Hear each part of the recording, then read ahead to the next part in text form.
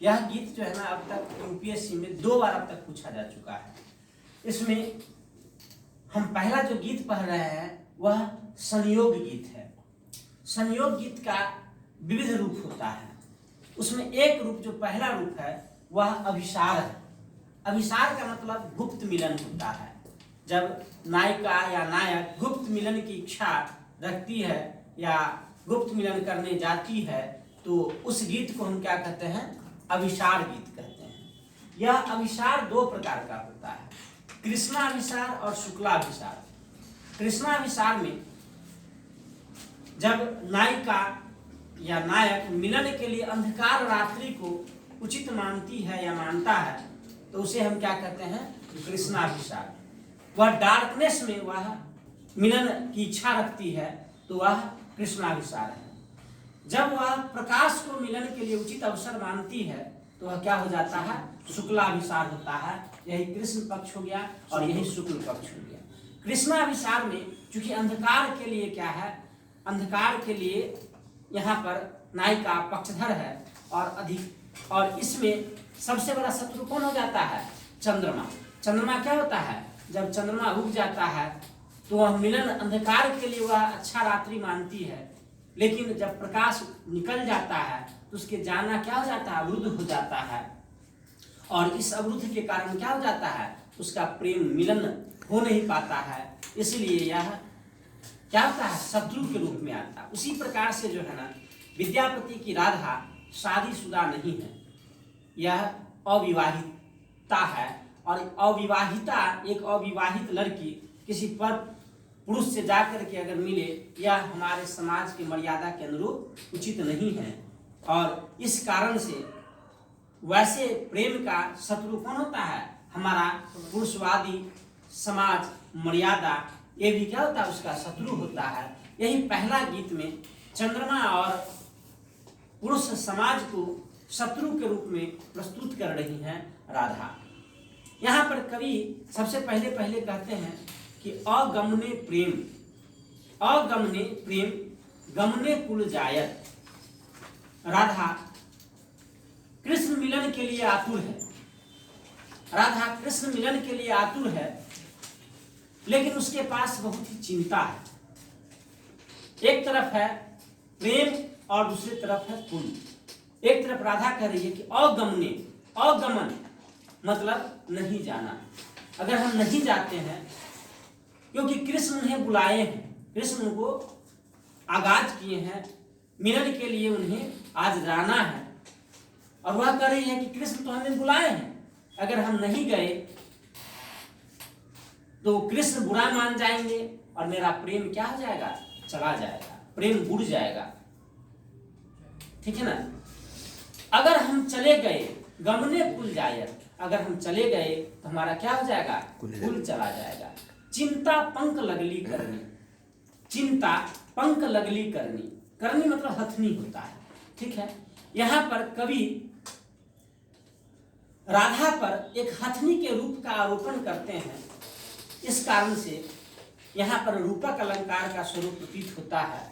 और कवि कह रहे हैं जैसे हथनी क्या होता है, स्थूल शरीर होता है उसका, पंख मतलब कीचड़, अगर कीचड़ में वह धंस जाए तो जितना ही वह कीचड़ से निकलने का प्रयास करती है उतना ही वह और धंसते चली जाती है। वैसे ही प्रेम का भाव स्थूल होता है, संयोग प्रेम का भाव स्थूल होता है। और जैसे जैसे वह यह द्वंद्व से कि कुल की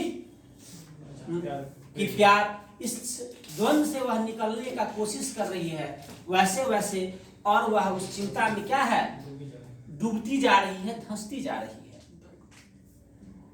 राधा कह रही है कि मैं अबला दह दिस भनी झकयो।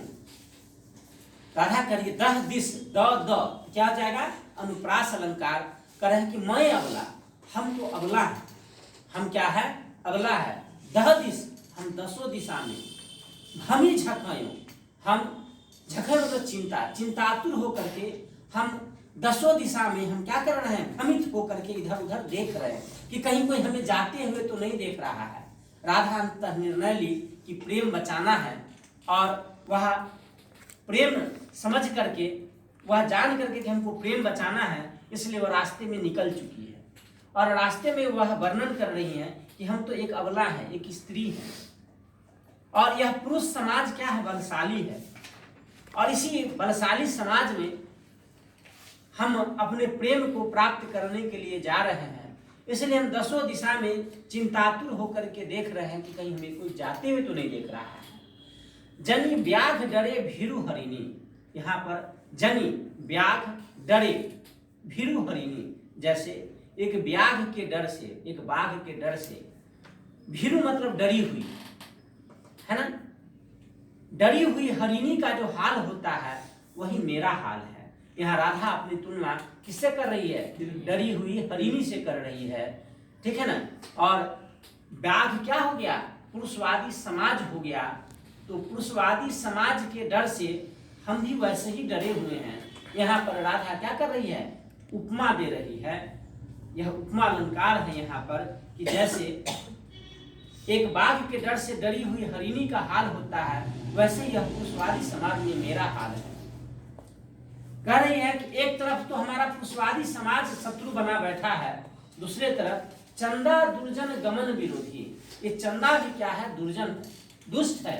देखो यह मेरे गमन के मार्ग का क्या है, विरोधी बन बैठा है, यह रास्ते का रोड़ा बन के बैठा है। उगल गगन भरी नरवत बैरी मोरा, यह पूरे आकाश में जाकर के उग गया है, गगन में आकाश में उग गया है। नरवत बैरी मोरा, नरवत मतलब पुरुष, बैरी मतलब शत्रु।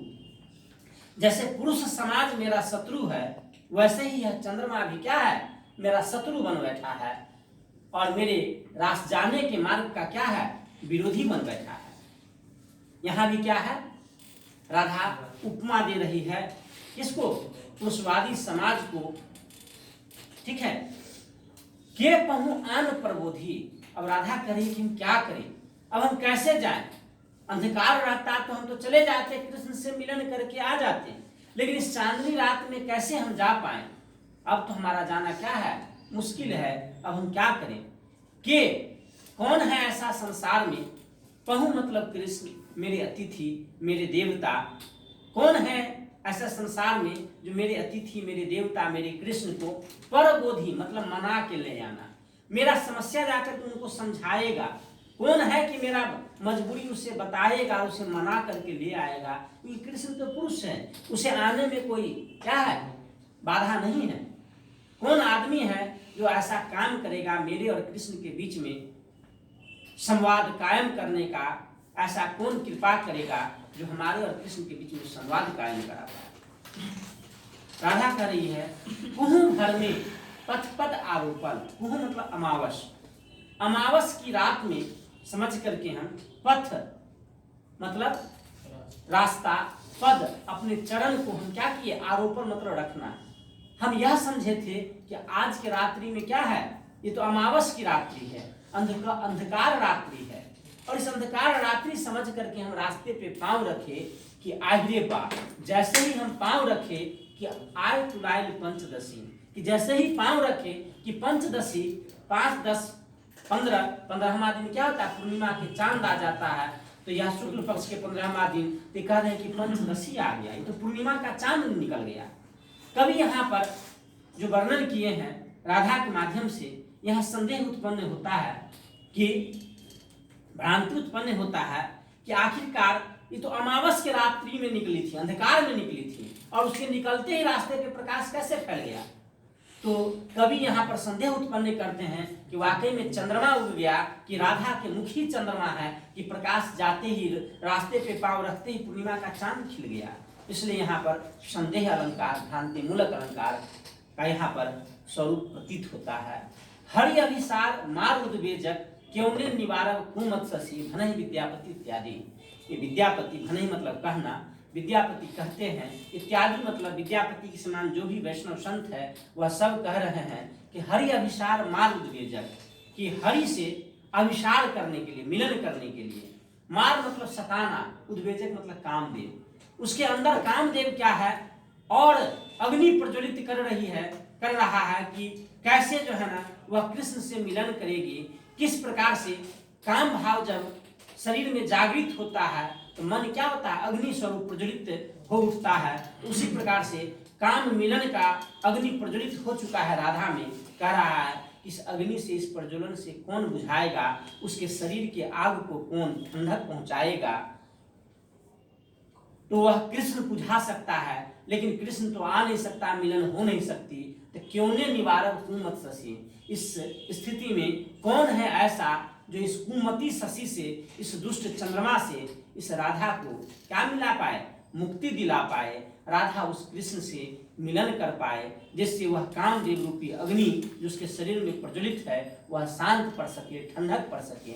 ऐसा द्विभाषी का दोनों के बीच में कौन है ऐसा जो ऐसा संवाद कायम करा पाए, उसका मिलन करा पाए। और यही जो है ना यहाँ पर भाव है। इसी में से ऊपर का 4 या 5 पंक्ति दे देगा और आपसे कहेगा भाव पूर्ण व्याख्या करने के लिए। ऐसे इसमें भाव, अलंकार, रस सब ये श्रृंगार रस है। तो इस प्रकार से सारी चीजों को क्या होता है, लिखना होता है। अंगी रस इसका श्रृंगार है क्योंकि श्रृंगार में है, प्लस इसमें डर भी है। डर है तो क्या होगा, भय है, तो भय से क्या हो जाएगा, भयानक रस हो जाएगा। भयानक रस का भी यहाँ पर क्या है, अंग रस के रूप में प्रयोग है। ठीक है।